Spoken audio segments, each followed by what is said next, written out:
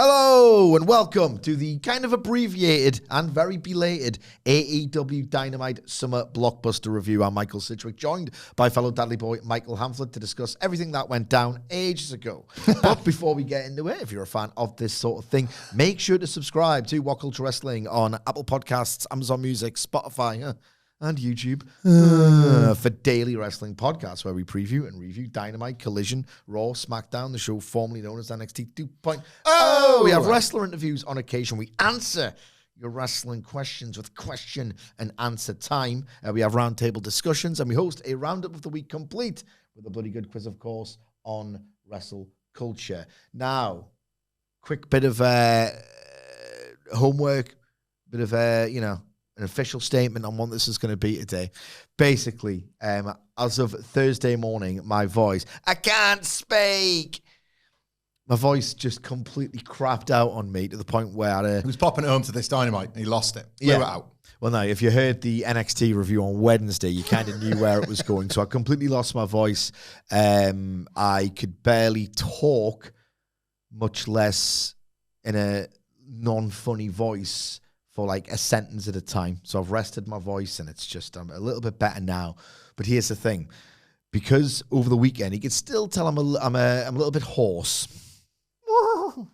So, still a little bit hoarse. So because it was a little bit touch and go whether I'd be able to record the usual length podcast today, and indeed after half an hour of non-stop chat, it might still crap out. So this is going to follow a pretty different format today where I'm not going to go in-depth move for move or do much in the way of recap at all. We'll just do a rough outline of what Dynamite looked like and then each give you our opinion on it. But before this pretty abbreviated review, probably talking nonsense for ages, like always. What are your broad thoughts on Dynamite? Also, a little bit of inside baseball. Hamflett was particularly interested in doing this because he guessed two things correctly, and he wants to let everyone know. I'd forgotten about both of those because it does feel like an age when we don't cover it the next day, doesn't it? Yeah, 2 victory laps for me. That's why we're doing it. This was at awesome. the expense of my voice. Yeah, I'll tell you why we're actually doing this is because this was awesome. This is awesome. Like, if this was a show that was a total Turkerino, AEW hasn't really had many of them this year, so they'd always be laying seeds for stuff that may sprout down the line. We maybe say, well, we lost that week, never mind, illness happens. Illness happens. People should be patient to that. And just every now and then you need to miss a week. I didn't want to miss this week. This was in stark contrast to the week prior. Yes. Which you were bored titless by. I was not grateful for being ill, but I was fine to miss that week. I think this Dynamite, the Summer Blockbuster Dynamite, was the definitive 2025 AEW Dynamite. Like, this happens not necessarily in booms, but this happens in creative booms. You think of Austin attacking Brett in the ambulance in April 1997. Business was on its ass. WWE was a long way away from a boom, but creatively... We can't pay you, Brett. We can get Mike Tyson and we can send Warrior a massive offer. 5-year deal. But we can't pay you, Brett. Creatively, flying, just... balance sheets hadn't yet revealed that AEW was, of course, financially fine. But there are certain episodes around certain times where just everything feels like it's all clicked at the same time. Like the first 2-hour Nitro when Scott Hall first appears and all things have been moving into place. This was that for AEW in 2025. You need sometimes markers. And I think this works both ways. You need markers to highlight decline as much as you need to highlight like this obvious improvement. And I think this episode was it. The quality of everything was such that, yeah, we might not do the recap that like Wilborn would expertly do with the matches. And I have been trying to do it more like better in his absence. We both acknowledge what a great job he does adding drama to these match recaps. This, I don't necessarily think, I think we can get away without that because I think in talking about all the big moments and all the flashpoints, it reveals the shape that AEW is in. Going into All In, particularly, I was buzzing coming off the back of this Dynamite. Yeah. Could not wait to talk about it. Was gutted that you couldn't.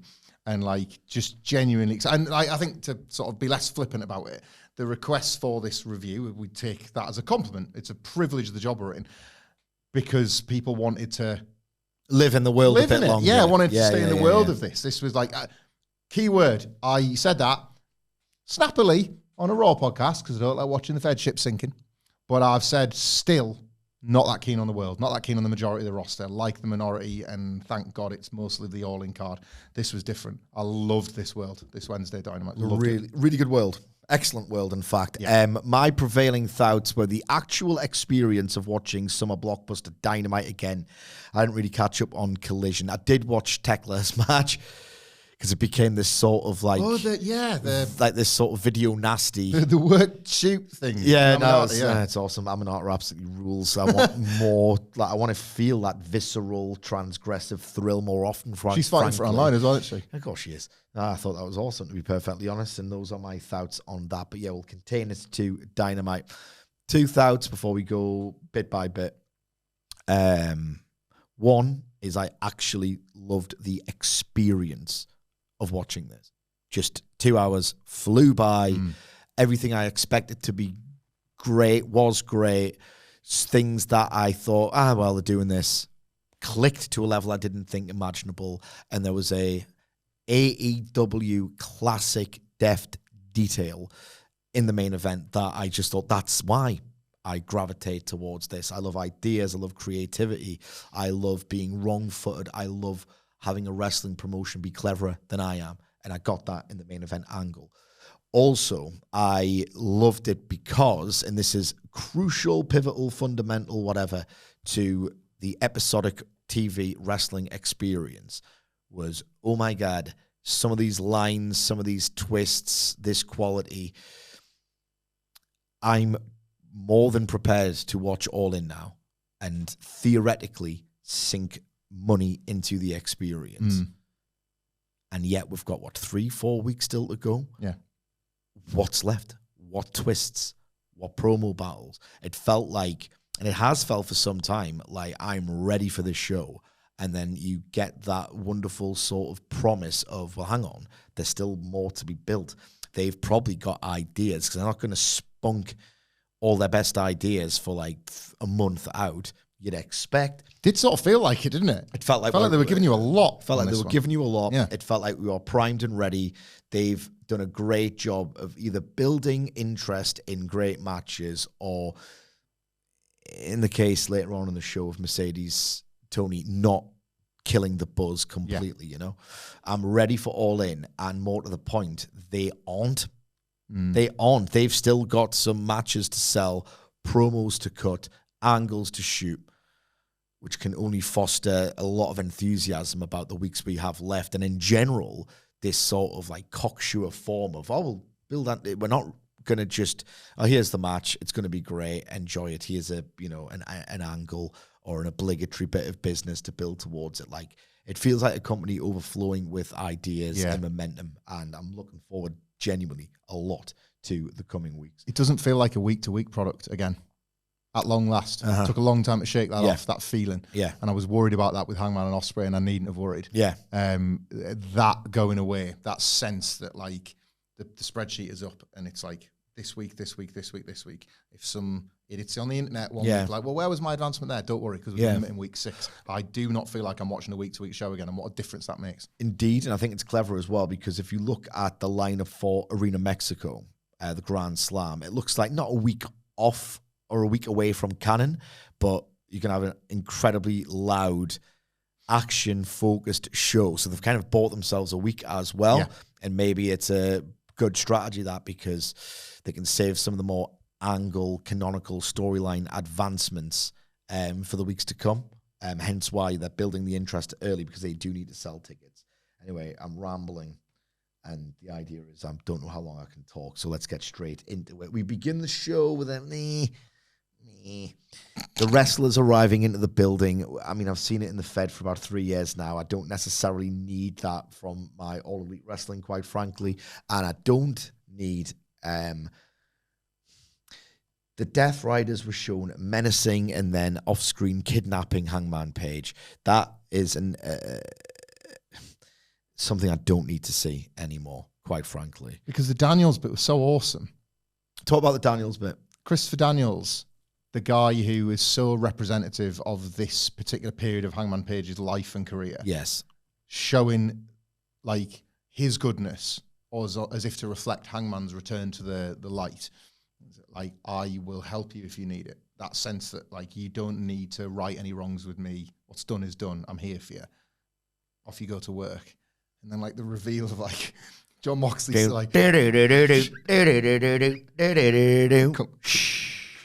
creeping away like a sort of Pink Panther, come Lexus King.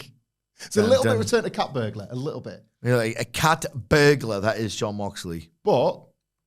because of where, again, faith in the process at the moment, trust in the process, and where we ended up in the ring later on, forgivable. The visual was too comedic for what had been this moment between Daniels and Hangman. Yes. Which paid off quite a lot. Do you know something I've noticed? You know Hangman Page's music, that we're obviously desperate for the old one to return? Yeah. Music's amazing. Hot take.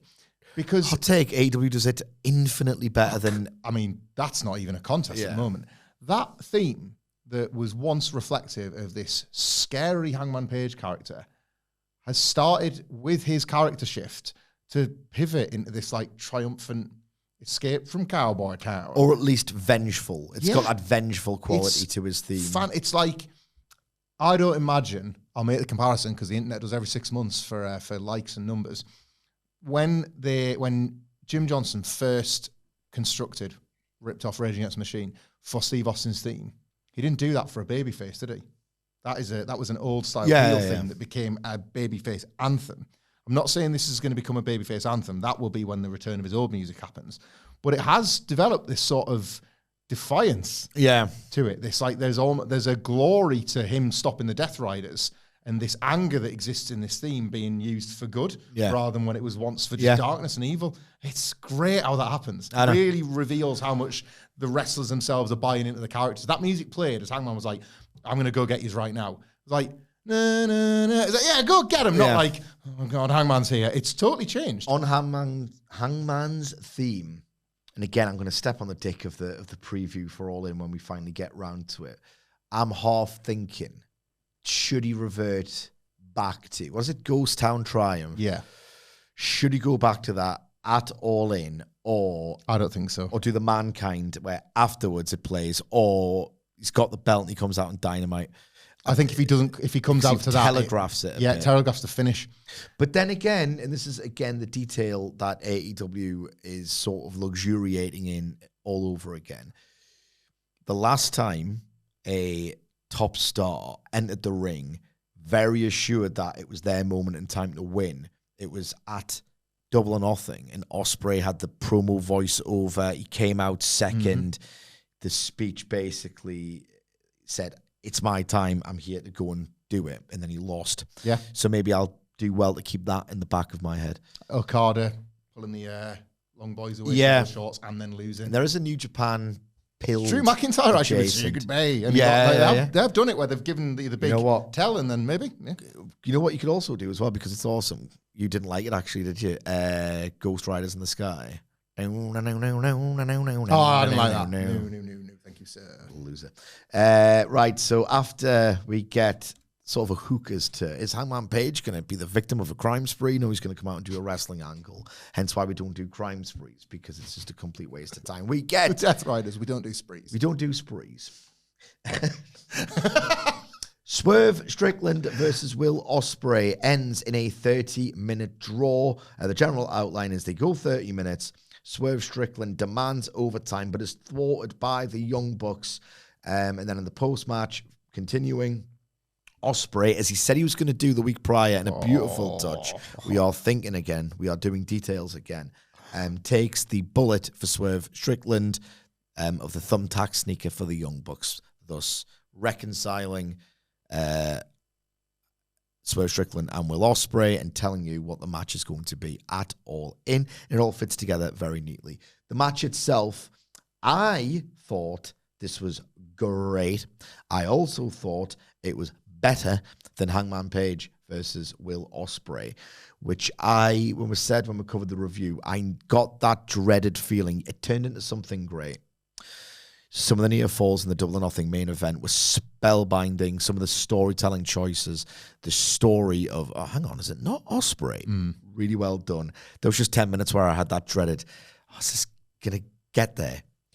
This had none of it. What I loved about this match, again, I'm not going to go move for move, particularly with this voice, but at the best of times, I would have been quite daunted by it, was what I loved about this match and the story I think they were trying to arrive at was both Hangman Page, Swerve Strickland, and Will Ospreay are your top babyface 3.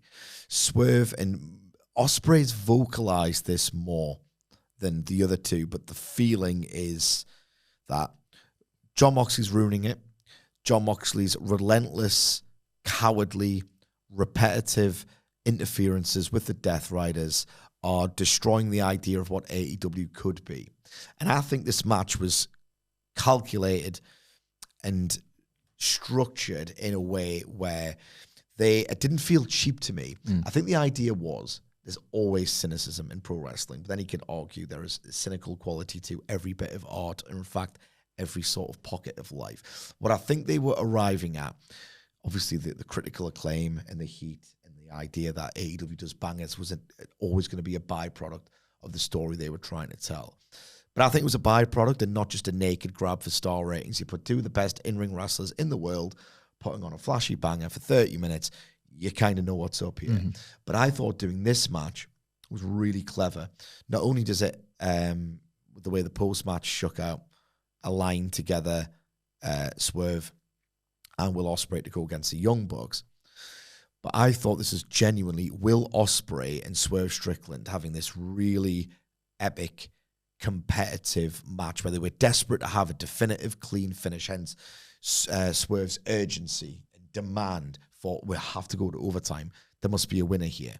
I think they wanted to wrestle this match at this duration, in this style, with this tone, really sort of vicious at points, but fair's fair. You're dropping each other on your heads. You're not cheating. No. You're not interfering. And you're both doing it. And you're both doing it. I think they did this match on this particular night with the idea being, this is the vision that Will Ospreay and Swerve and Hangman want for AEW.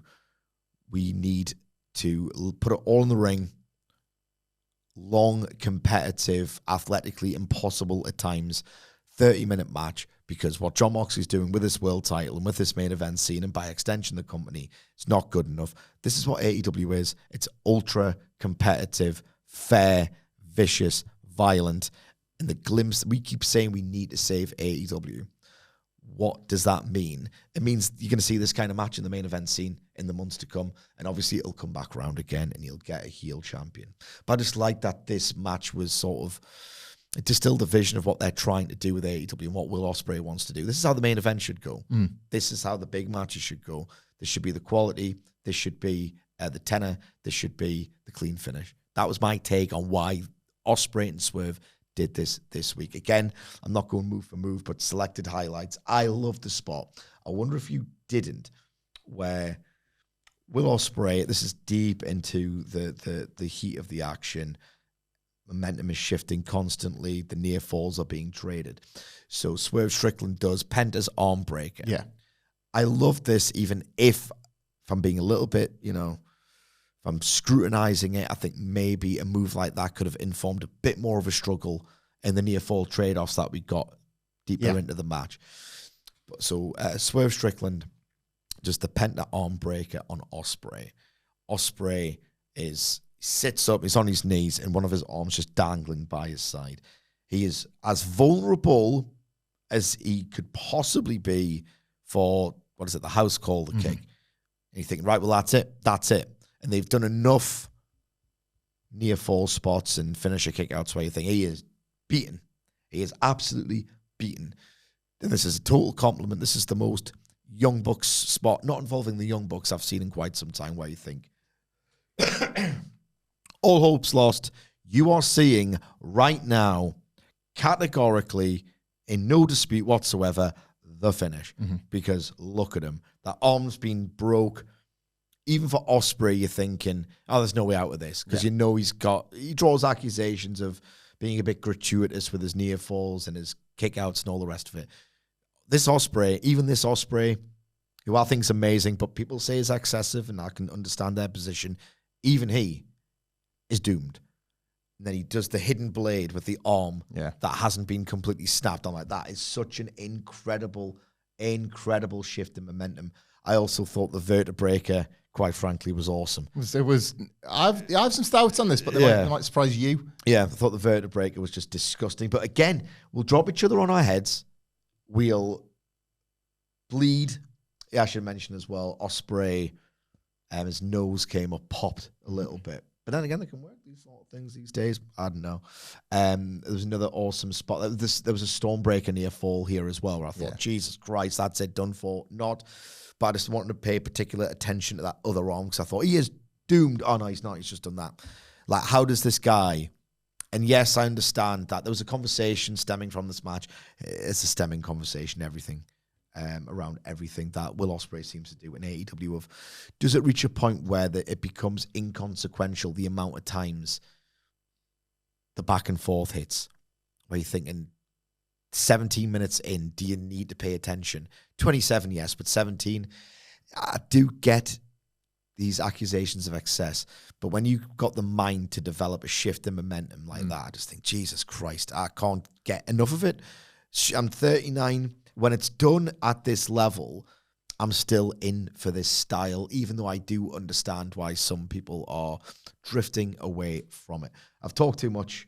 My voice is already thrashed more than it was half an hour ago. What were your thoughts on all this? Well, just to address that last Ospreay point first, I've made recently the comparison of this Will Ospreay to the all of 2023, I guess, Cody Rhodes, who believed, and it's a good story to tell, winning the title is kind of saving the day and restoring order and goodness. Sanctities, puring to the sport. World. Yeah, it's good for the world to have a babyface like that. And I still believe Ospreay's on that quest. But I'm going to make a weirder comparison, but it's very much how I feel about Ospreay at the point of, as you point out, the conversation around his excess, I guess. And I think we've both been critical of it at points.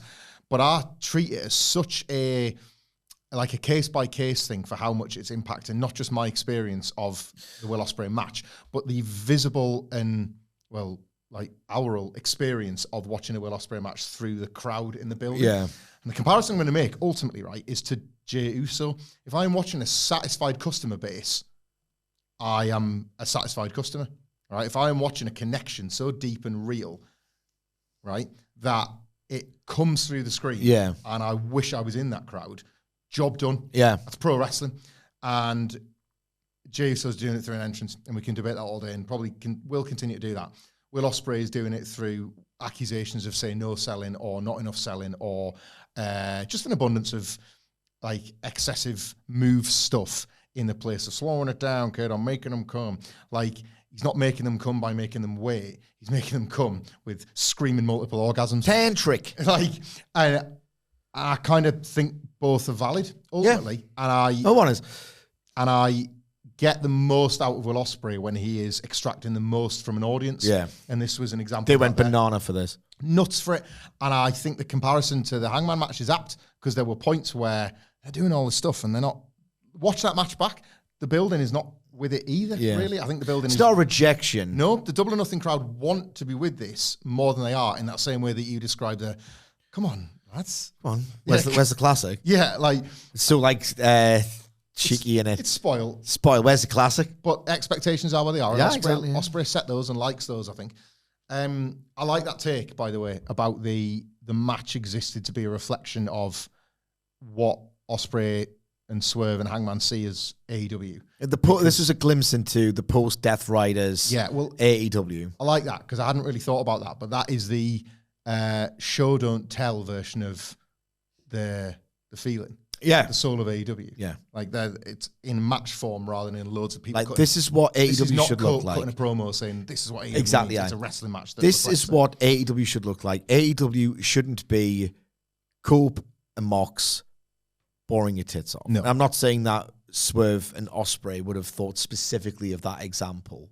But I like that. Because Ospreay rates the hell out of Cole. Well, and I imagine he rates. I imagine he rates the hell out of a lot of people because he gets excited at the prospect of him working with them. Yeah. And so do we. But he wouldn't have the ego to be like, that's because they're going to have a Will Ospreay match. Yeah. He said that in a promo the other week. What I thought, the story of this match, I think you're right, but I think there was another story being told here. And I think it goes back to Hangman winning at Double or Nothing. the point at which, especially because we found this out to be true, that neither of them wanted it. And there was clearly a direction in which this story for All In is, in fact, Hangman and Swerve versus the Young Bucks. Neither of them wanted it just yet. Yeah. But there was obviously a version of this where it was Hangman and Swerve versus the Young Bucks instead of Ospreay and Swerve versus and Ospreay against Moxley. And you're watching this play out and you're thinking, right, how would that have gone? How would Hangman and Swerve have gone? That story has sort of told itself. The fact that these two now have no choice but to team together to stop the dreaded Young Bucks while Ospreay gets on with the business of saving the title. They have done all the groundwork they could ever need to do. Yeah. That match, like the mere idea that the Young Bucks get to kind of mock them both and be like, well, the one thing we don't need to worry about is you two ever getting along. What? Yeah. But it works, though. It would have been transcendent, and it will be one day. They'll get to that, and it's going to be amazing. When we've gone with Hangman fighting Moxley, Ospreay was very on the nose. He kind of gives it away sometimes. He's no poker player, Will Ospreay. I'd fight to the death with you, Swerve Strickland. It's like, nice, but would you? Yeah. Like, and then the bullet thing that we get after the match. They have been very good friends for a long time. And they did, like, acknowledge this in the Built a Forbidden Dow last year. Ospreay's never outright said, my very good friend Swerve Strickland, but we know that relationship exists. However, he has. And does exist. However, I think this match, very, very cutely and quite elegantly, was an exhibition of that, because the more they did to each other, the more Swerve Strickland especially reminded you, the viewer, that he's from something close to a Will Ospreay world than a heavyweight champion world. Yeah. They are different looking creatures than the men that first wrestled each other. I don't know, like I saw both these work a Fight Club Pro card, for example, back in 2017, and they both grew into what it meant to be main eventers, albeit through different routes, you know, New Japan and AEW respectively. But this match was almost veering on being like a throwback. Yeah. And it was there to illustrate the bond that runs a lot deeper than that two men have to come together to beat the Death Riders. It was like, we're not so different, you and I. And what a time to illustrate that before they wrestle the Young Bucks in another exhibition of a style that all four of these could have come from Reseda back in 2015. Yeah. And now is the time to show that. Yeah. And I thought that was a reflection of that. Indeed. And it's, well, like, I understand as well the fatigue of the opening moves stalemate, but in this specific context, it made all the sense in the world. No, I was a huge fan of this, and the post-match, a little bit histrionic in terms of the melodrama, but it's the Bucks, and I'm quite into that as well. Mm-hmm. Next up, we go backstage. Sorry, and just one more thing. Yeah. I said this all the way back when I was maybe a touch too critical of All Elite Wrestling's existence, but I said it going right the way back to Cody and Darby. The Drow being established as a finish was one of the best things AEW to this day has ever done. They've given you... They need to do the time cues. They've given you this, and they've given you nothing. Yeah. Because we still don't have a winner, and we're going to have to get back to this one day. And Swerve's got one on Ospreay and AEW Law, and you've had like a 30-minute TV classic, and there's still no definitive better man. It's such good booking. They need to do the time cues. They need to do the time cues, because I think people would jeer it either way, but I just think in a really sort of small but not insignificant way, if you do it for every single match, anything that you can help curate the idea of this is a real consistent world. Like, consistency is so important. Even if it's like, I don't know, like, well, you know, Místico versus Blake Christian. If it goes 6 minutes, do the time call on 5. An understated, like, bit of brilliance, I suppose, of the New Japan business. Oh my God. Was how often you would hear the 10-minute thing and you couldn't believe that it had been 10 minutes already. We talk a lot about worlds, and we do this, and I guess, in a bid to try and communicate that everyone's got their own personal biases, and something of equal quality across Raw and Dynamite. You would prefer it on Raw because you love that world. Yeah. I would prefer it on Dynamite because I really like that world. Kind of loving it, but being teased back. Yeah, I've been betrayed before. I think we're both kind of really like us at the moment, just going and traveling in opposite directions. Yeah. To this day, even though they've had one of the most worst received show of their decline, and think of the ground that covers, whenever I tiptoe back into the New Japan world and I'll see the scope of it and the stillness of it and that sporting feel with, like, the less garish sponsorship on the canvas and the way the cards are formatted and the time cues, and I still look at that world, even if it's a bittersweet, like Sonata's Giant Gonzalez with the guitar. Is this anything? That was spot on. Fashion Monster Sonata. He's Jeff Jarrett and Giant Gonzalez. Jesus Christ. I still love that world so much. And these things are important. I think AEW needs to be a less wacky, consistent world. If they just want to completely rip off New Japan Pro Wrestling between 2011 and 2019, I would be more than happy. On the subject of that period of New Japan Pro Wrestling, we head backstage as Kazuchika is about to be interviewed by the remarkable Renee Paquette, but he is interrupted by Don Callis, who starts wondering, are you ducking Kyle Fletcher? Why is Kenny getting the shot? What about these young studs I've got in Kyle Fletcher and Konosuke Takeshita, and Kyle Fletcher and Konosuke Takeshita? Did I mention it was not Josh Alexander? But that's important. Yeah. But specifically, Kyle Fletcher and Konosuke Takeshita. Yes, they are the two best ones. I think it's acknowledged. Mm-hmm. But it was very interesting how it was always those two names. And I thought that was very, very clever. And Okada just goes, no, bitch, and then walks off. We then cut in another bowel of the backstage area where Komander is shown laid out backstage, as was subsequently reported by Fightful Select, I think it was, and then expanded upon by Meltzer. And he's legit injured. The knee injury that he's suffered appears to be significant, and hence why he's replaced by Máscara Dorada in the upcoming trios match, which was an indirect build for Místico versus MJF to build towards that. Místico defeats Blake Christian in a basic showcase I've written down here, and there's nothing really more to say than that. It was a backdrop to MJF and the Hurt Syndicate coming out to interrupt. He builds this big promo. Really well done, this. Like, really well done, I thought. I thought they've done a great job. Language barriers and, the lack of Místico not being a regular cast member, if you like, of Dynamite, of making this feel big. If this hits this ceiling in Arena Mexico, I'm thrilled by the prospect of this match. I thought MJF did a fantastic job of building it. He basically says, look, I'm going to dust off the American champion persona from last year, the big, massive red, white, and blue. Oh, glory! Comes out and gets unfurled. It's the Max Spangled Banner, isn't it? Yeah. He's got 50 MJFs on it. He's got 50. I've got 5 dicks. He's got 50 faces. That's it. That's how that works. Indeed. If you're wondering what the hell I'm talking about, NXT is what I'm talking about. So if you dare, check out our irreverent coverage of that program. Last week's went down well. Indeed. I was excellent. It was so good I lost my voice. And he does this big spiel, the flags everywhere, oh glory. And it builds up to him going, you can call yourself Místico. I grew up watching you on my TV. I know exactly who you are. To me, you're just sloppy Sin Cara. It's good stuff. I love how they've been waiting for someone at some point to just say it. Yeah. And perfect guy at the perfect time. They've saved it for the right moment. Hurt Syndicate lay Místico out. The summoning for the trios match, Máscara, Dorada, Speedball, Mike Bailey, and Kevin Knight.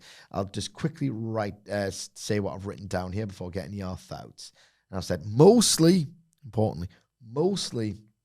this was, in my opinion anyway, the best Hurt Syndicate offering since the title win over Private Party, who are WWE bound. You'll be happy with that. You're loving your jumps at them. Have you not seen this? No. So apparently Private Party's deals are expiring, quote, very soon, I believe. Look, I'll just attribute it to Sean Ross Sapp. He might as well, because he's the most, prolific scoopster in dabbase. And there's WWE interest, and we know how these things go. I'll get signed. Push for 3 weeks. Can't wait. And then they'll probably start not doing jobs, because you got to protect them, but you don't want to push them just yet, so they can do some fatal four-way jobs a la Malachi Black. Massive pops in NXT they'll get, when they shot. Oh, of course, it's very NXT ready brained. For that world. Yeah, sure. Here's my take on that. We might as well talk about it. They never fulfilled their potential, and it's one of those very familiar, like almost complicated stories where it's like the lack of a live event loop was clever or enforced. It was cool enough, surreal enough, impressive enough that pre-collision, either side of the pando, AEW could get circa 4,000 or 5,000 fans in each town and make it look like a WWE scale competition as opposed to, I don't know, TNA or Ring of Honor, right? And I understand why you didn't want to run live events, because selling tickets is very, very hard, like real hard. They didn't want to sort of oversaturate that market. And as well, it was a nice thing to do for the wrestlers. And quite frankly, as I said in the intro, everything's cynical if you want it to be. Like, we don't make these wrestlers do 4-5 days a week. Yep. The work once will help protect their bodies here in All Elite Wrestling. And they can do one show a week. And like the wrestlers came out and said, I prefer to do 2 or 3, to be honest, because you need to be calloused, but whatever, right intentions. Yeah. But the byproduct of that is there was so much stagnation from the likes of Private Party and other wrestlers whose names escape me, but you kind of know who I'm getting at, like Anna Jay, you know. That WWE schedule isn't much better. There's no Largo loop of which to speak, really, so I can't see how they're going to get any better. But at the same time, like, they just regressed and stagnated for me, Private Party. They'll get Tony Fumble chance. We'll hear the narrative of, he could have done more. And I guess that's always true to an extent. But I was big on this in the Young Bucks program last year of, you're only great against the Young Bucks, and what does that tell you? So time for, I completely endorse this move if it is in fact happening. Completely time for a change of scenery. And I hope they do go and show them, because early on, if you recall, if you're a long-time listener of these pods, me and Hamflett were at war about this NXT AEW stuff, and this sort of like this conversation. We were completely at odds for a lot of what we thought was good or whatever about the two promotions locked in Wednesday Night War head-to-head. Like, Kenny Omega should be pushed more? Should he be this much of a geek? The one thing we were in true harmony with was those early Private Party. Here's our background. Yeah. Here's how we came together. What discovery.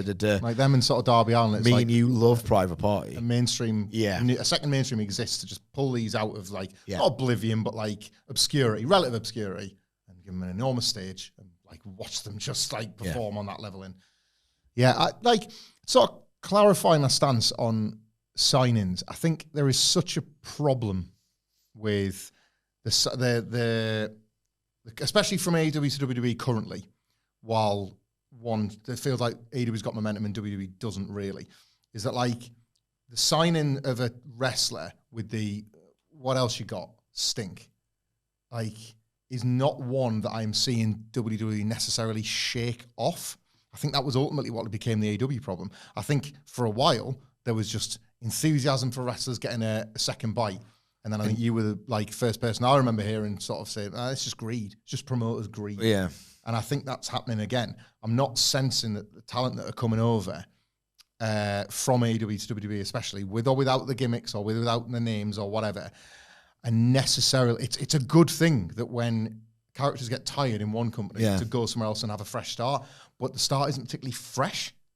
I think that's my problem. I think in Ethan Page and Ricky Saints, and we'll see with Mariah May, but then certainly with Andrade and with Aleister Black, and I'm already thinking with Rusev, but I know it's not a very popular one at the moment because people are really rooting for Rusev. But I think a little bit. I've heard in the buildings the opposite. Yeah, it's an online sentiment, I think, more than there's always bubbles. What I'm hearing in the building. I don't think I'm being shown what else they've got. I feel like what else you got? I think the stink of that need for a change is traveling across with people, and it's rather than bringing freshness, it's bringing a new stink. Yeah, new stink, new stale. Stink. Yeah, fetid. Yes, fetid. Right, fetid stench. Is that anything? It is. It's always like I don't know what that means. I don't know what that means. If there were like, if I was to pick two stale characters to jump back the other way, what? Two stale guys that could get a new lease on life. Rusev and Aleister Black. They'd be way up there, pal. They'd be way up there. Like Aleister Black, I was looking at his cage match. So he arrives, talks bollocks, gets some token. Well, you have to beat someone because you're new. Wins over The Miz and Carmelo Hayes. Yeah. And then pretty much exclusively, he's done none of his sacred storytelling. And he's almost exclusively had singles matches thrown out or not done the job in multi-mans. Correct. What's going on there? I don't know. It feels like he's in the middle of his run, not the beginning. See, I would ask for sort of more insight on this one, but you're the correspondent of Malachi Black. Yes. AEW's Malachi Black. He's still there. Always got the scoops on that. Yeah, he's still there. Yeah. And guess what? Get used to it. You ain't going nowhere. And so as I said, Hurt Syndicate versus Dorada, Bayley, and Kevin Knight was, in my opinion, anyway, the best use in ring of the Hurt Syndicate since Private Party. And I thought that MJF was pivotal here, adding vulnerability, entertainment value, catharsis, momentum shifts, and jeopardy to the match. Because quite frankly, as fun as the Hurt Syndicate squashes are, they're elongated, one-sided squashes. So much so that when you do sniff a hope spot, I have no hope for the baby faces. Because for whatever reason, whether it's like the booking or some brothering or what, there's always, I never get the sense that, all right, this could be, I don't even think, right, there's going to be a shock upset here. I don't even think there's going to be a near fall in the Hurt Syndicate tags. But MJF, who I should mention, came out in the old my God, MVP gear, bowling. It was class. It was fantastic. Bowling. That's how he did it. He did it. That's exactly how he did it. And but that's the thing. Fun guys are playing basketball. Yeah. Bowling. So, but part of that is he comes out, he's a little toady, obsequious weasel is MJF. So he's like, even though he's in the Hurt Syndicate, he's never going to stop sucking up and being like, So he comes out bowling in the MVP gear, but because he knows his role here, there's no jeopardy to these matches. There's no catharsis. There's no idea of the baby faces are going to get anything on the Hurt Syndicate. In steps MJF, bowling, elbow, misses. Looks like an arsehole. Looks like a clown. He gets sort of like out-wrestled, as the heel should, in exchanges with the other baby faces. Then, when in step Lashley and Shelton, looking shredded, gargantuan, you start to think, in contrast to MJF kind of yucking it up and looking like an idiot, oh my God, here come the badasses who mean business. Regrettably, when they come in to do the sequence with jet speed, the hell was this? Yeah. For about a good 30 seconds, they couldn't get anything right. No. Which really doesn't bode well for your potential tag title. Well, it ain't happening. No, because they got beat. They got beat. So they botched the hell out their sequence with jet speed, which was not good, and then it kind of not falls apart, but like breaks down and all the rest of it. But then, in what I thought was a very clever touch, MJF gets the pin because, one, he needs to add a little bit of jeopardy and shade and drama to these Hurt Syndicate trios matches. Long may they continue, by the way. I really had a good time with this, and I think the Hurt Syndicate needed for all the reasons I've just said. But MJF is wrestling Místico in Arena Mexico this week, so he needed the win. And he is orbiting the likes of Hangman Page and Will Ospreay. You are meant to take seriously, hence why he's joined with the Hurt Syndicate in the first place. He is going to be a threat to that world title at some point before the year is out. So I think him getting the win and getting his ass kicked early, a lot of clever booking happened in this match for me. Yeah, he's one of the best for walking the tightrope between that jeopardy and remaining credible, I suppose. Yeah. And as you say, I wasn't even thinking about the Arena Mexico component of this, because they've done just a great job of making sure that he's going to be the quintessential Arena Mexico heel on Wednesday. It's the AEW title stuff that I was thinking about, with how he's taking a little break from it now, but you always know he's watching. Yes. Yeah, and you're never allowed to forget that, nor should you be. It's funny that you mention about MJF balling, because his role here was so vital, doing something that the ball knowers think they've invented this year, which is stooging. They all picked up on that as their favourite word, and it's like, nobody stooges no more. It's like, yeah, everybody does everything all the time. You just found this one clip of some catch. And MJF was doing a load of stooging. And somebody's needed to, in the Hurt Syndicate, I think, I don't know if it's just a pro wrestling thing. And to your point, when the squashes are lacking a little bit of squash, and then it's just a match kind of playing out, and it gets a bit beleaguered and a bit like you could have wrapped this up in a couple of minutes. I'm actually judging you as ass kickers for taking longer than you need at this point. You're the Nowtner Summit a lot of these Syndicate matches. Monsters can play with their food, but they weren't even really playing it. It's like, well, you really work that back. Yeah. Gonna pin the guy. Yeah. There's no splat to this. So yeah, MJF has there was a clear missing ingredient that MJF has added, huge benefit, and I'm still a little bit off with the. I think I know where we're going. Can we get there soon? A little bit, but the more MJ, the MVP gear, so I was inspired. simply too sports entertained by this. So inspired. He's buying me. We've gone past the point now where I'm like, oh, I don't know what they're going to do, and I can't wait to see. My new thing is they're going to buy another week off me here. I know they're going to buy another week, and that's not as good, but it's because of MJF's just ability to keep things over. And Bobby, maybe what we're not saying here as well, maybe this is fair play to the booking, because the one thing with Bobby Lashley and Shelton Benjamin in both cases was always they just don't have the promo chops to carry these types of segments. MJF can do that, and then that's where they step in and do their muscle guy stuff, and that's where they do their incredible feats of strength and athleticism. I just need it to progress more than a simple tag title match at All In, personally. I forecast an incredible week for every member of the Hurt Syndicate. Hopefully my voice will hold out until Wednesday for that. And we then get Mox parading Page out, in effect calling him a bitch. You're always looking for something, Hangman. You're always, you're always looking for something. What it is that, if anything, you have inside. Well, guess what? You need to find it, because if you don't, you need to pack your shit and get the hell out. I've written down here on my notes. Bit crimey. A touch crimey. But Page headbutting Mox ruled. For that act of defiance, Hangman Page is about to get punished, but he is saved from being Pillmanized by the Ops, after which he cuts a promo saying, I will ride death itself till you bring the world title home. Loved almost all of it. Bit crimey.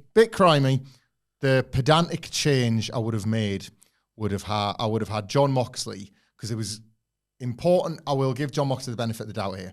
It was important that he laid all this out.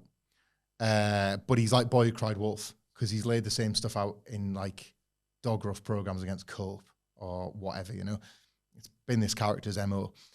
I wish he'd done way more of it as the Death Riders dragged Hangman, bound and gagged effectively, dragged him to the ring, and I wish Moxley just talked the entire time rather than waited to make a big song and dance in the ring, because it was a little bit, for the guy that wants to be considering it's crimey, for the guy that wants to be super bit real. Crimey. Bowling. It wants to be super real. And the Hangman Page character leans on realism, because it asks people to go on this mental health journey with him. Parasocial journey with him. Yeah, but it works. It's the ultimate. I was right there with him. I want you at some point to do the full Jesus.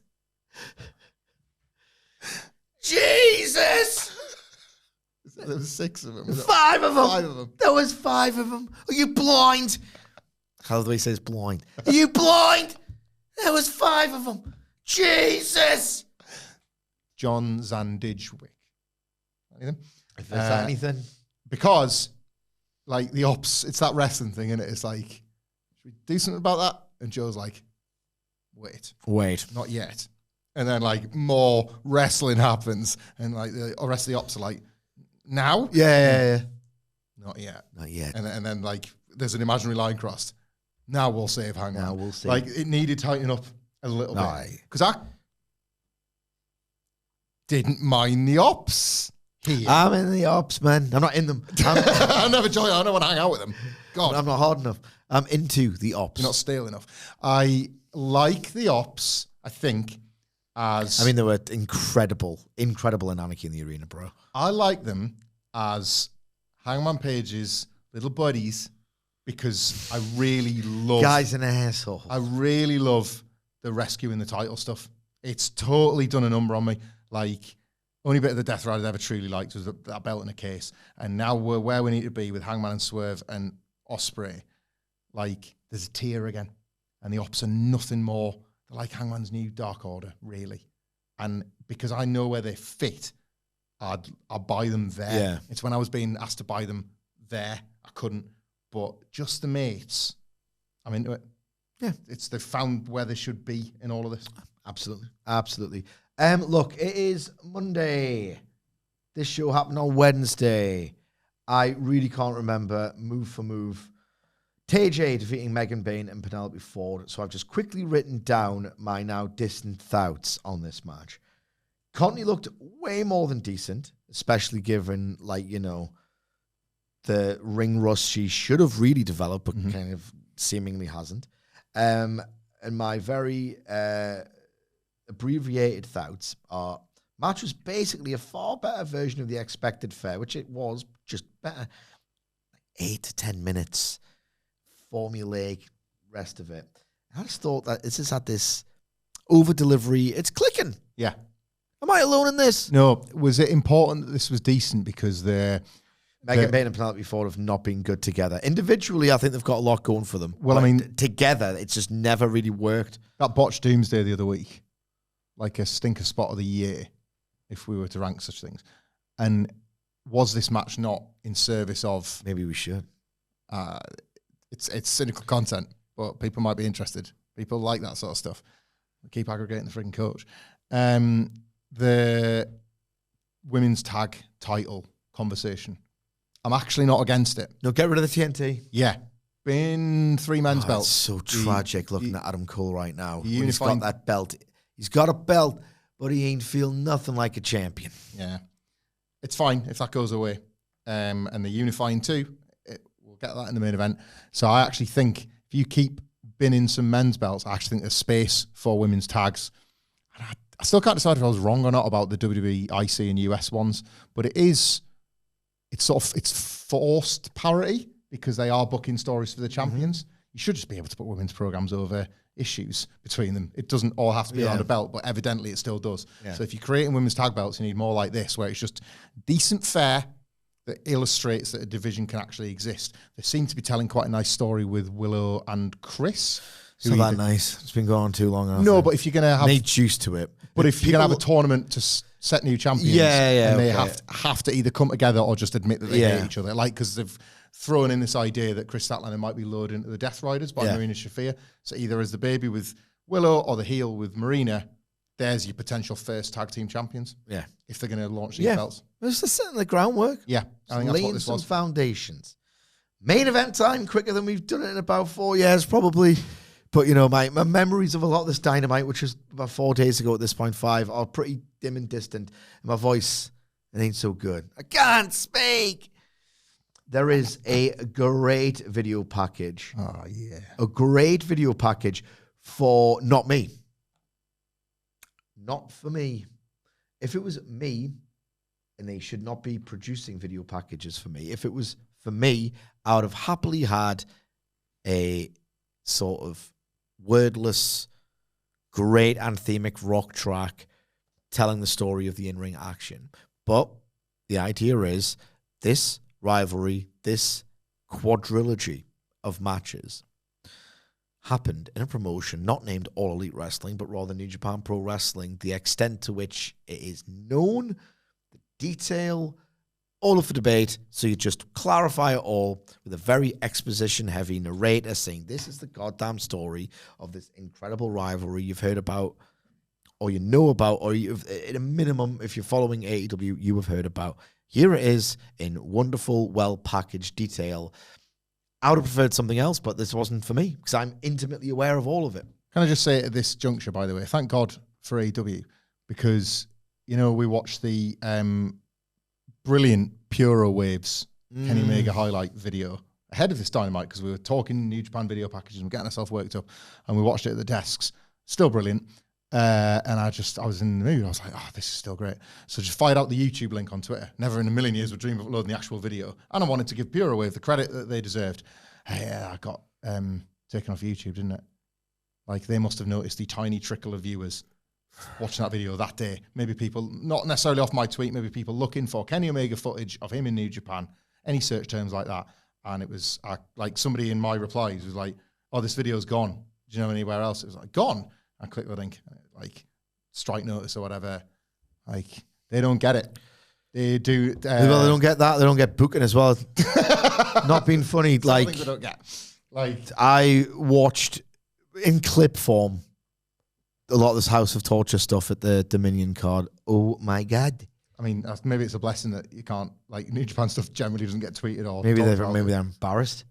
I just they should be. So sad that it'll reappear, you know, the internet works. But like, I was just thinking what a shame that is. Yeah. Because this is a specific period where people are going to be want to looking at like New Japan Kenny. Yeah. And if that's what they're doing, if they're sending their like takedown notices to, this is the worst. Like, it's not just AEW you need to lend your footage to. You need to let people be at one with this for this stuff to matter. I don't think it's New Japan. I think it's a TV provider. TV, I saw, it's still just completely dumb. So anyway, we've got the great video package that precedes the live Omega versus Okada contract signing.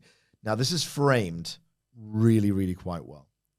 I've got some thoughts, and they're not all completely effusive, but there's a lot of effusive praise forthcoming. I might have a little tangent. Not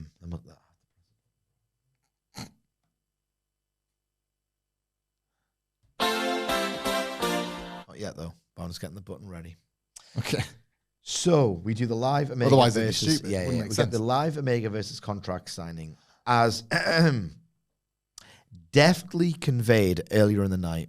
Okada looked like he was all business, ready to do the thing of, right, I'm going into the ring to sign a contract for the 5th match against my career rival. I don't have time for skullduggery or nonsense or, like, this sort of thing. I'm intent on proving myself all over again. I don't need these bitches in the Don Callis family messing with this at all. And the way it's framed with Omega and Okada, there's not many words exchanged here. Basically, Kenny Omega says, I don't even recognize that guy on that screen, but, you know, I'm going to have to leave it in the ring to try and become him again, so let's just do this. It's very businessman-like, very professional. They are framed as peers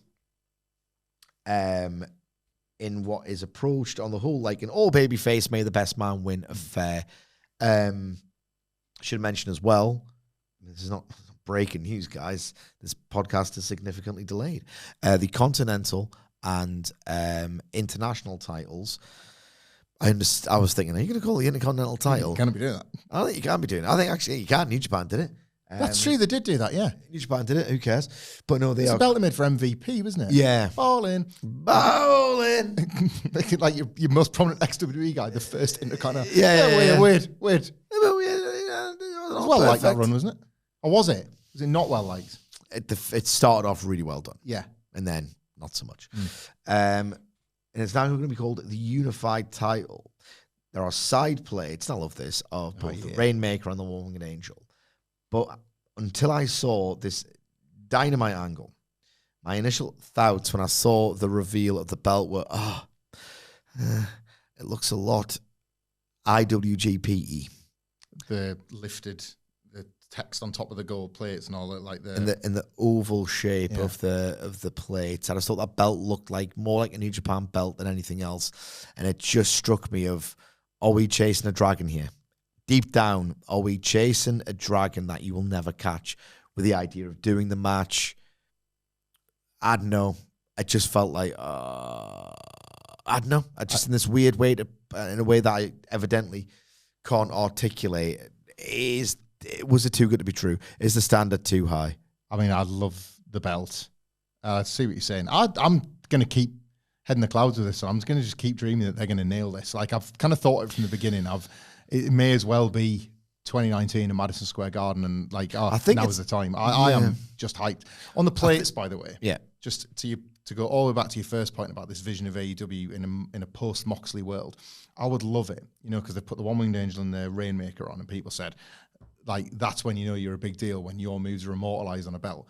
What if that was the unified titles version of nameplates? So whoever wins, you get 2 One Winged Angels. And then when Kenny loses it to, say, for example, Will Ospreay, you get 2 Hidden Blades. I like and that. It's action. Instead of naming, instead of branding, the person that holds the belt has got like... The unified belt, if I didn't mention the unified title has got their signature move on, and it's about wrestling more than anything else. I saw some complaints about that, but it's basically just a 2-belt version of a Triple Crown. Just Double Crown sounds inferior than Triple Crown. Yeah. So call it... Still 2 crowns. Yeah, I know, but there's already been a triple, so unified is fine by me. Yeah. I understand why, just to save people a lot of silly bother, why they didn't go with Intercontinental. They could change it as well. Exactly. All Atlantic and International and things. They'll just change it, and then we just get used to stuff. So before we get to the angle and how clever I thought it was, I actually had this thought, which I tweeted about before seeing this, because seeing this, I think Okada has to win. Where previously, until this angle, which we'll get to, I thought, Omega should win, thus forcing Okada into rediscovering the main event, Rainmaker persona. But now it feels like Kenny shouldn't be able to recover from the specific violence of this attack and then just win, you know? I feel like they've given him an out here with the angle. But even before the angle, I think it's time to kick out with the One-Winged Angel. Oh, whoa. Part of this is informed by my sheer fear that this is not going to be anywhere as good as even the third match. There's a nostalgia here. There's such goodwill. Everyone who's in that stadium will do everything possible and will try and create the best atmosphere imaginable to make this a worthy continuation of the legacy, right? Mm-hmm. But I'm half thinking, right, it's been long enough. You do the One-Winged Angel kick out, and you've got it's 5. It's an instant old money 5. Mm-hmm. It's a certainty of a classic. If you can create that moment, and there's no better man than Okada at the 2.9 kick out, by the way, to make what?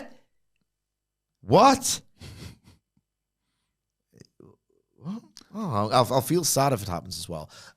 I've got a few thoughts on this. One, with one spot, you elevate this to this. You create this iconic all-time pro wrestling moment at this point. Yep. And you give this match its own identity of what was the first match. The second was the exhaustion. The fourth was the best. The third was the impossible. How have you done it? Yeah. The fifth was the One-Winged Angel kick out. You give it a bit of identity as well. Another reason, obviously, Okada is the best 2.9 guy in the business. He would make the spot perfect. 3, Kenny Omega is on his second, he might not have comeback run. Is it time for him to start really exploring? And he did it to a magnificent effect in the Takeshita match, but really exploring what it means to be this version of Kenny Omega. And part of it is the One-Winged Angel's gone. True newness. True newness. Yeah. I like it the more you're pitching it. And I've got one more thought on why. I think the occasion, if you want to create All In, is this ultimate show of the year brand of if you go to WrestleMania, you will see such and such. If you go to All In, you might see something on par with the One-Winged Angel kick out. I think establishing the legacy of All In as AEW's WrestleMania and creating their version of the Hogan Body Slam. Yep. That iconic moment that only happens at All In. Something in there. Yeah, that only happens at All In, which they want to make the next WrestleMania Wrestle Kingdom Starrcade. That's the clear goal. I think, yes, Danielson's title win was something. I think they need something this big. Genuinely, I think they need something this big. Here's something else as well. Here's a counter argument to what I know it got said, even though I tried to get across it on my tweet. I think then the temptation would be, why can't X young wrestler kick out of it so they get the rub and they can be the person who did it? I know I've watched enough bloody televised wrestling weekly for how many decades now. That will basically be a heel, just talk about it, like Jericho talking about beating Rock and Austin the same night. And the danger would be if The Miz defeated John Cena at WrestleMania. Yeah. So what? So what? You know what I mean? Like, if you don't have the substance to back it up and justify that rub, they will just start talking about it and trolling about it, and it'll lose all of its importance. And it's not that simple. AEW, and again, noble failure stuff here, but a lot of AEW's business model has been, let's give emerging wrestler X a proper showcase, loads of near falls, and a competitive 14, 15-minute match against, Moxley, Jericho before he was finished, Omega, Cody. That was the thing. We're going to go back and forth. Darby will go back and forth with Cody. So will, Sammy Guevara will go back and forth against Cody. And then we will have them join stables and they'll have matches against the stable boss and they'll win. And they've tried so hard to do the anti-WCW approach of trying to build new guys, and just they've tried so hard. You could argue at this point too hard. It is simply with the best of intentions, if the crowd connects with the guy will get over. You can try so hard. You can award them wins. You can do the ratio of offense much more favorably than Nash and Hall would have done in 96. You can try so hard. If they don't connect, they don't connect. The risk if they give it to someone who doesn't have the substance to bear that weight across their shoulders, you're just going to get someone saying, "I beat John Cena at WrestleMania." Like, what if they give it to Wheeler Yuta in 2022? When Wheeler Yuta felt like he was really going to be someone, what would have happened then? I don't think the rub in wrestling is as easy as a lot of people would like it to believe. I like to believe 6 years ago, that's why I was so enthused about AEW's attempts to build young talent. I thought, well, this is going to work because Vince McMahon never did it, and Vince McMahon was a failure. Therefore, do what he wouldn't do when you make stars, Yeah. I wish it was that easy. It isn't. It demonstrably isn't. Look what they've tried nobly and failed to do in AEW for a lot of talent 6 years in. Give it to Okada. Anyway. It's a compelling pitch. What are your thoughts on it before we get to this angle, bro? You've sort of sold me on it. I went from thinking, nah, to then massive gambit, sir. It's like all it needs, it's Mania moment. It's funny you mentioned like bad Vince calls over and over again. He's probably proven right with Brock and The Undertaker. Yeah. Like, we were long past the point of there's just pie in the sky nonsense about Ted DiBiase Jr. or Wade Barrett, and it's no disrespect to those wrestlers at the time. You can disrespect Ted DiBiase Jr. Oh, you can do, yeah, as a person. Yeah. I'm just talking about where they were in their careers at the time. Just this idea that that was an important learning curve, I think, for a generation of wrestling fans who were like, well, there isn't anybody. I remember thinking the streak isn't going to end. It turns out there was nobody to do it. And then it's how you give it to the guy that's already the top guy. This is that, isn't it? This is pretty much that. Is like the guy's already the top guy. And parallels as well. Mercenary, how much do they care? It's as much. Can it reheat them as a main event act? The guy that's lost something is gained it. And I do like the idea of like, let's explore what Kenny Omega is now versus what he was then. Like, how do you make a new start feel like a fresh one? That would be it, wouldn't it? Like, it is a sort of, right, the old world was the one with the age. We have to enter the new world now. What does Kenny Omega establish as a finisher? Because he's just lost his kill shot and adds a total new dimension to Imagine the next time he hits it. Yeah. Imagine that if the next pay-per-view where he finally hits it after 20 minutes of a match, like, is it, and then he gets it, and then it's like, is it still, there's loads that can play with this. No, and I certainly get the, I'm a big believer in it. The idea of you are not going to draw people to this building on this night with the idea that Okada might kick out the One-Winged Angel. You're going to sell what you're going to sell. But the tickets you might sell for the shows in years to come, WrestleMania is proof of that. Yeah. You are establishing All In. I really, really believe in having those moments, establishing All In as a brand or having it as a destination. It takes something special. Yeah. It does. And something that not a lot of people are talking about is the card placement. Omega Okada on any other night is the last match, is the main event, and it won't be. So how does it wrestle something back from Moxley and Hangman from the middle of the card? Yeah. How does Omega Okada do that from the middle of the show when all of these years it would have gone on last in Madison Square Garden? Yeah. It would have main evented All in 2023. Yeah. Like, how do they get I'm that? more excited about this than I am what would have happened at MSG. I think that was a little bit too quick to revisit it, to be honest. Like, how do they get there from second, third, fourth from top? Because if it was 2019 MSG, I know this is another tangent within a tangent. But now you've got that expectations lowered because of where they've been physically and all the rest of it. Like, I've got that. So I'm anxious about this match, to be honest, because I'm a little bitch. But 2019 was like, you're going back to that after Dominion. Is the idea that it's in front of an American crowd in a historic building, like, worth revisiting it so early? But we'll see. Worth noting as well that, like, plenty of people thought and forecast that kick out was going to happen at Full Gear 2021 when Hangman Page won the title. Yeah. And it didn't, and they kept it, and they obviously kept it for another day. For it to fall on this day when Hangman Page potentially wins the title again, it's quite nice, isn't it? It's quite nice, quite cute. It's cute.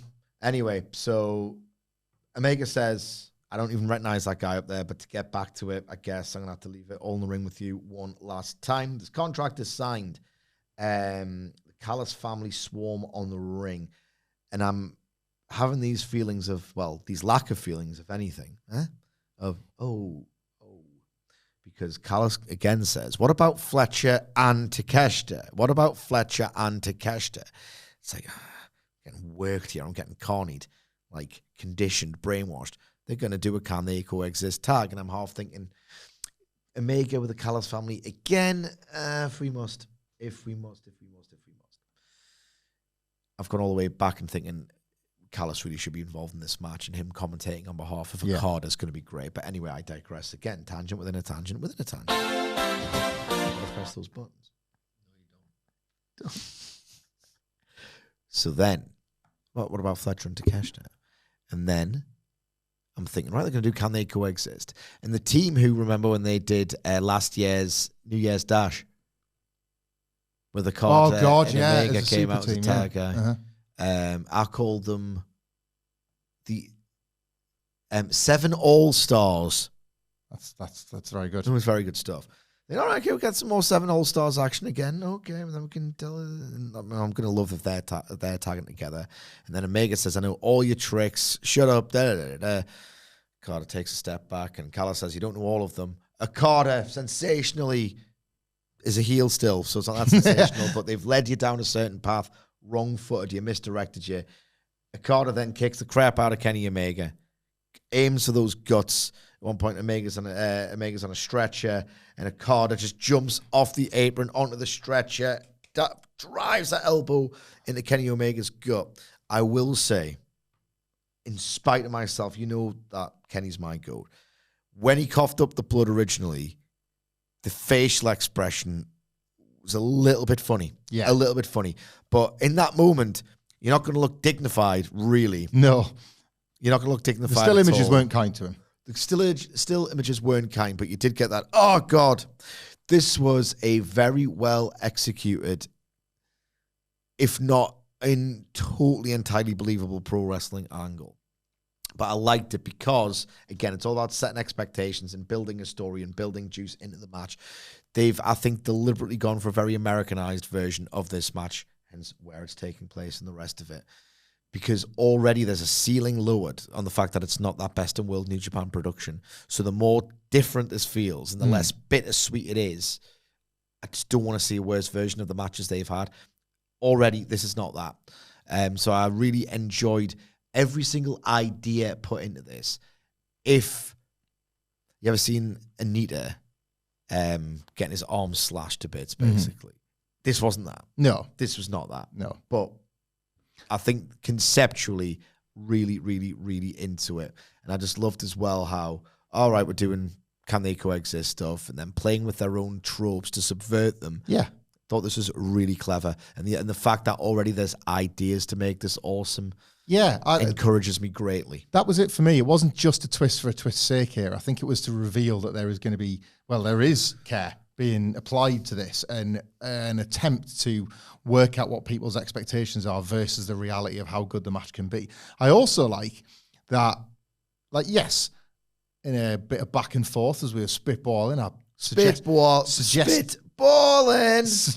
the idea of vomiting blood or spitting blood because there's the obvious visual of the diverticulitis. But to be absolutely fair to Omega and Okada here, we're effectively talking about body part work as if it's bells and whistles. I know. And normally when you'd say bells and whistles, you'd be like, right, I don't know, Moxley and Cope's going to be boring, so they need weapons, for example.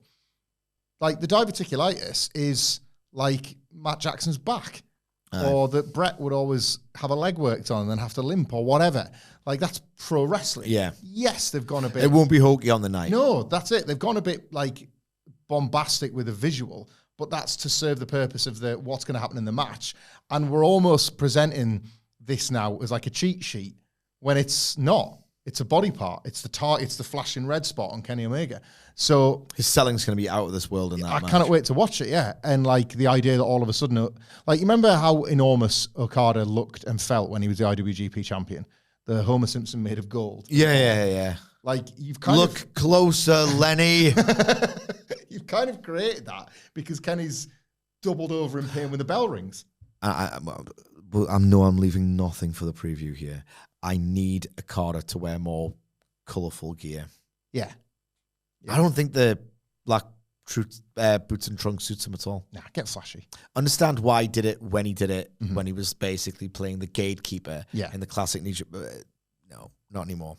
Just makes him look dull a bit, I think. Yeah, let's get some colours out. He had some really lovely, colourful gear, even at when New Japan was starting to fall off. Peak Okada's gear, though, that golden purple. And oh my God. You got anything more to say? I really, really enjoyed this. Yeah, as I said, it'll be significantly less hokey in the context of the match. There's it was funny that he got diverticulitis because the stamina in the abdomen in the fourth match was such a big driver of that drama.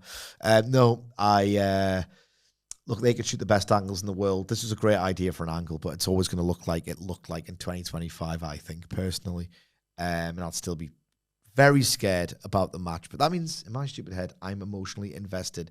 What side of the fence were you on? Did you think, it looked a bit hokey, but I'll go with it? Or did it look too laughable to you? Or did you think it was such a great idea that you locked in and suspended your disbelief regardless? Let us know in the comments below or on X at WhatCulture WWE. Whilst you're there, you can follow Michael Hamflett at Michael Hamflett. You can follow our wonderful and handsome producer, Adam Nicholas at It's Adam Nicholas. You can follow me at Sidgwick. Stick around on your podcast feeds as well, because later today we will be previewing Monday Night Raw. And if you love a little bit of self-indulgence in your podcasts, we'll also, will not we, they, pronoun boy, being Hamflett and Wilborn, will be reviewing SmackDown. So don't forget to subscribe to WhatCulture Wrestling for that, for daily wrestling podcast. Thank you very much to Hamflett, rather, for joining me, and Nicholas for producing me, and for you all for watching. Come listening. We will see you soon. Bowling.